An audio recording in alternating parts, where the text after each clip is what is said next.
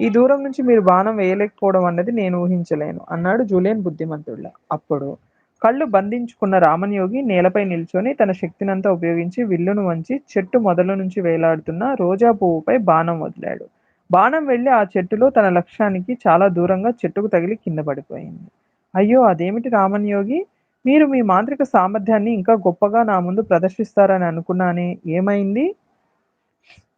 మనం ఈ ఏకాంత ప్రదేశానికి రావడానికి ఒకే కారణం ఉంది. నీకు ఇవాళ నా ప్రాపంచిక జ్ఞానాన్నంతటిని వెల్లడించడానికి నేను ఒప్పుకున్నాను.